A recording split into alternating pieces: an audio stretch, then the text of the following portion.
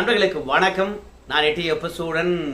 தமிழ்நாட்டில் பாஜக அசுர வளர்ச்சி, அழிய போகின்ற கட்சி இதுதான் அடித்து சொன்ன பிரசாந்த் கிஷோர் அவர்களை பொறுத்த வரைக்கும் தன்னுடைய நண்பர்கள் கிட்ட 2 வருஷமா சொல்லிட்டு இருக்காராம், இந்த கட்சி தான் அழிய போகுது, பாஜக அசுர வளர்ச்சி அடைய போகுது அப்படின்னு சொல்லிட்டே இருக்கின்றாராம்.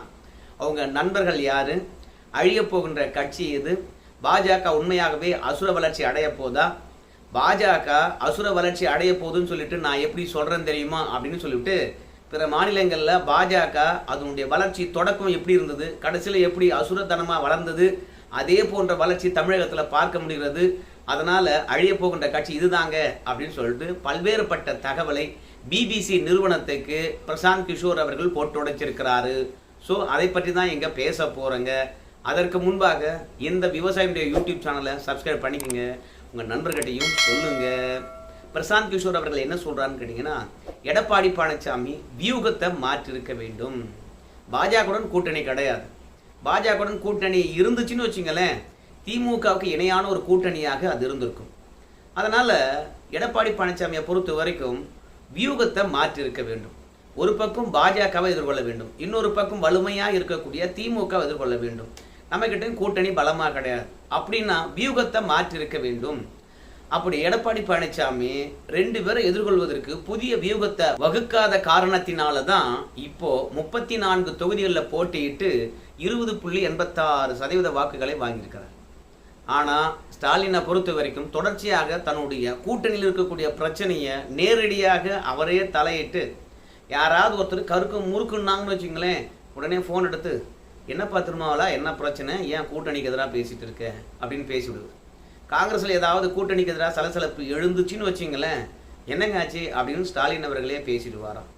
அதற்கு பிறகு கம்யூனிஸ்ட் கட்சிகள் போராட்டங்கள் நடத்துங்க, வேணான்னு சொல்லலை, ஆனால் ஊடகத்தில் கவனம் பெறாத அளவுக்கு போராட்டம் நடத்துங்க, திமுக பெயர் டேமேஜ் ஆகக்கூடாது, கூட்டணியில் இருந்து கொண்டே நீங்கள் அரசாங்கத்துக்கு எதிராக போராட்டம் நடத்தினீங்கன்னா அது எப்பேற்பட்ட விளைவை ஏற்படுத்தும் அப்படின்ற விஷயம் உங்கள் எல்லாருக்குமே தெரியும் அப்படின்னு சொல்லிவிட்டு கூட்டணிக்குள்ளே ஏற்படுகின்ற பிரச்சனையை ஒரு ஃபோன் கால்லையே ஸ்டாலின் அவர்கள் முறியடித்து ஒரு பெரிய கூட்டணியை அவர் தக்க வைத்து கொண்டார். இந்த கூட்டணியை குறைந்தபட்சம் 2026 வரைக்குமாவது அழைத்து செல்ல வேண்டும் அப்படின்றதுக்காகவும், கலைஞர் செய்யாத சாதனையை தொடர்ச்சியாக தான் செய்து வருவதாகவும் அவர் நினைக்கிறாராம். அதனால் 2026 திமுக தொடர்ச்சியாக வெற்றி பெற்று விட்டால் அதிமுக சாதனையை முறியடித்து விடலாம் அப்படின்றது நம்ம மு.க. ஸ்டாலின் அவருடைய எண்ணமாக இருக்கும்.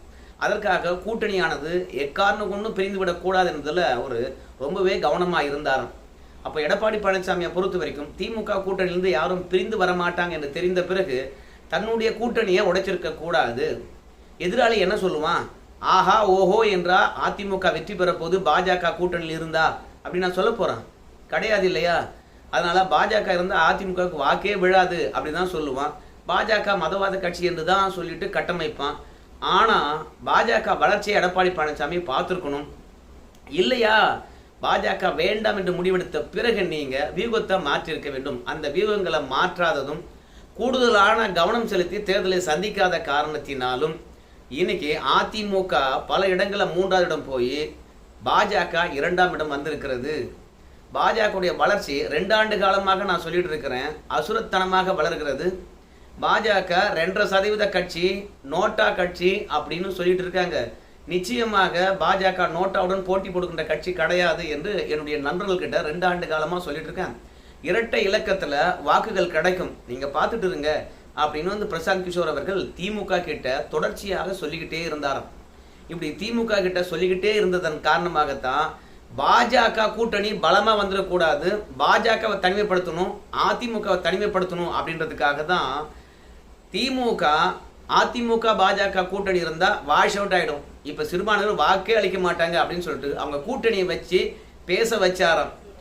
பாஜகவுடைய வளர்ச்சியை பார்த்து தான் திமுகவே அரண்டு போய் கிடந்ததான். இது பிரசாந்த் கிஷோர் அவர்கள் பிபிசிக்கு வெளிப்படையாக போட்டு உடைச்சிருக்கிறாராம். ஒருவேளை அதிமுக பாஜக கூட்டணி தொடர்ச்சியாக இருந்தால் திமுக படுதோல்வி அடையுமா?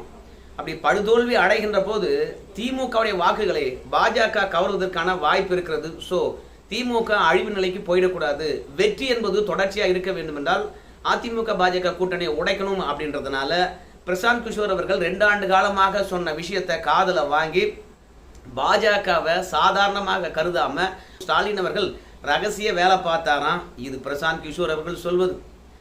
எவ்வளவு மறைமுகமான வேலைகள்லாம் நடந்திருக்கு பாருங்க. பிரசாந்த் கிஷோர் அவர்கள் தேர்தலெலாம் நடந்து முடிந்த பிறகு பிபிசிக்கு வந்து என்னென்ன விஷயங்கள் தமிழ்நாட்டில் அரங்கேற போகுதுன்ற விஷயத்தை எங்கள் நண்பர்கிட்ட நான் பரிமாறிக்கொண்டு தான் இருந்தேன்.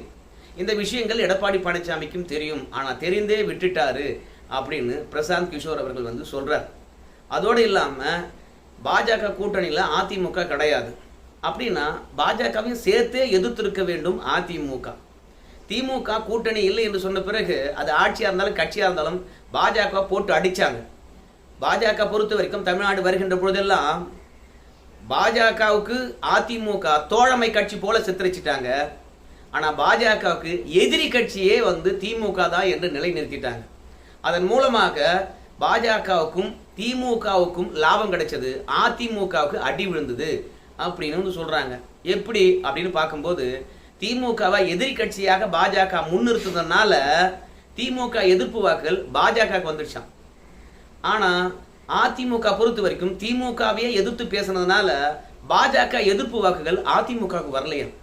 ஆனால் திமுக அதிமுக எதிர்ப்பு வாக்குகள் பாஜக எதிர்ப்பு வாக்குகள் ரெண்டுத்தையுமே அறுவடை செய்து கூட்டணி பலத்துடன் வந்து வெறுமனே 22 தொகுதிகளில் நின்று 26.22% வந்து பார்த்தீங்கன்னா வாக்குகளை வாங்கியிருக்கிறதா.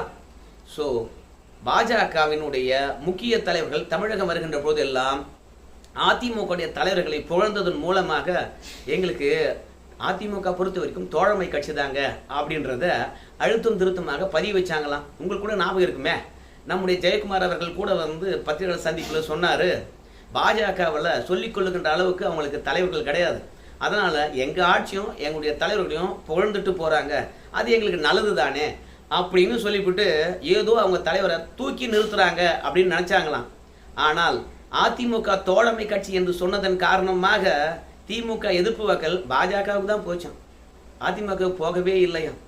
அதனால் தோழமை கட்சியாக இருப்பதனால அதிமுகவுக்கு போகிறத விட இந்த முறை நாடாளுமன்ற தேர்தலாக இருப்பதனால பாஜகவுக்கு போட்டுலண்டா ஓட்டு அப்படின்னு சொல்லிட்டு மக்கள் சிந்திக்க ஆரம்பிச்சுட்டாங்களாம். அதனால தான் அதிமுக ஆனது பார்த்தீங்கன்னா இன்னைக்கு பல இடங்களில் 3வது இடமும் 7 இடங்களில் டெபாசிட்டும் போய் நிற்குது.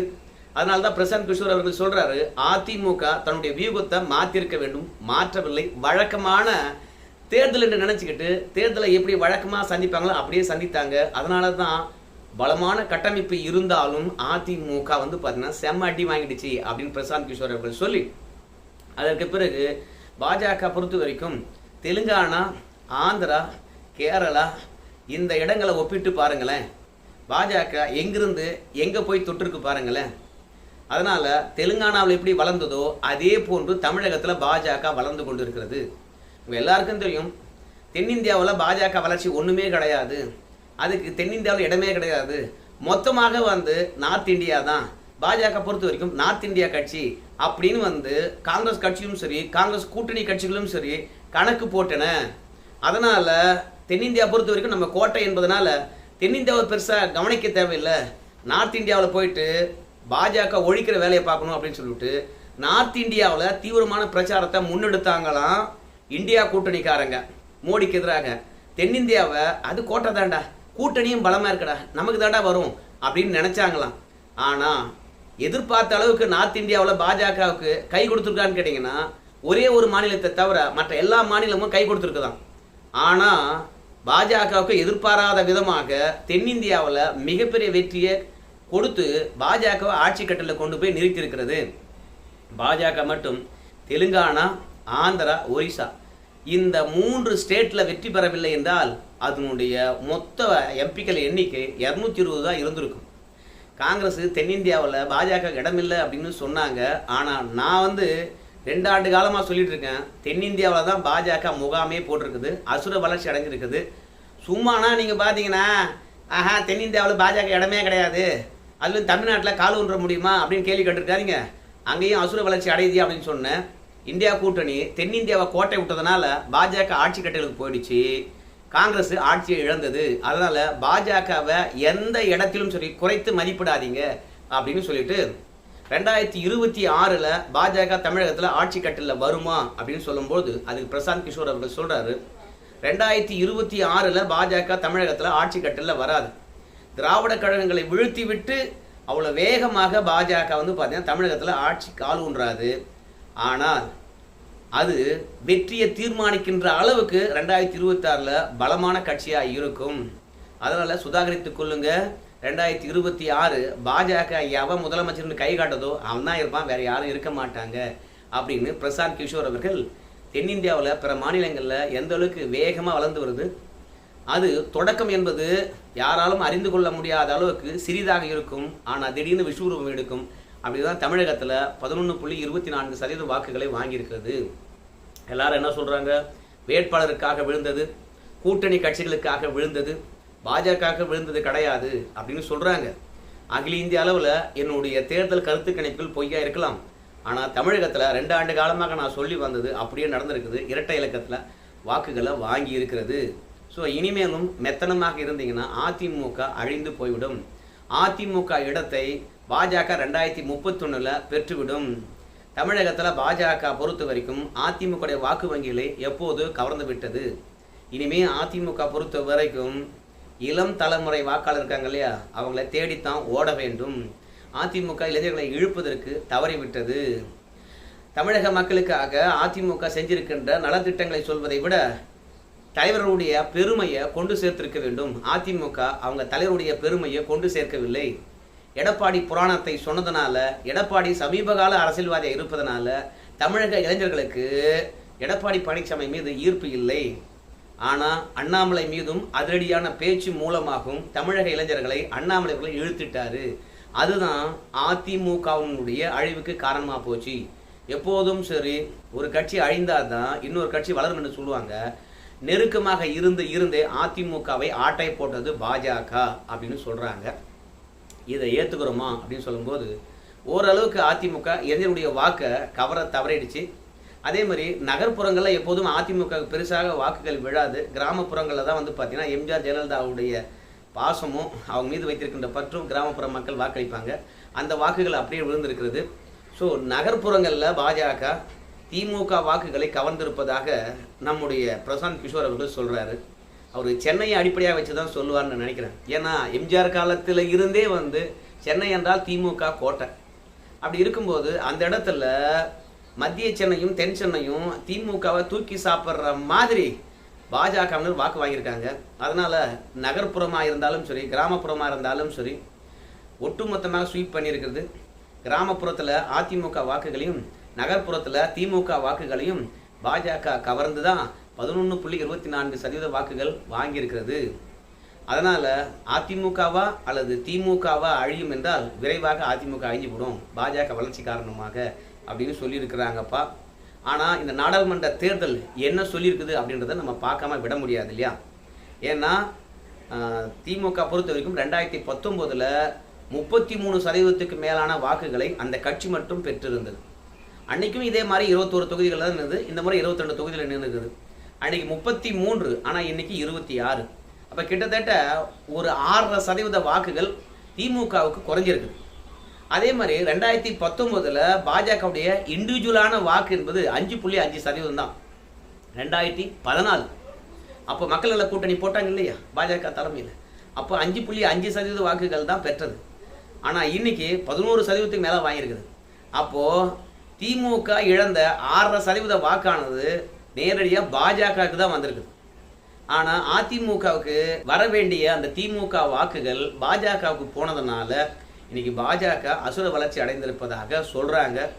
எப்போதும் சரி, திமுக எதிர்ப்பில் கவனம் செலுத்துகின்ற எடப்பாடி பழனிசாமி பாஜக எதிர்ப்புலையும் வந்து பார்த்தீங்கன்னா இங்கே ஆழமாக கால் ஊன்ற வேண்டும், ஆவேசம் காட்ட வேண்டும்.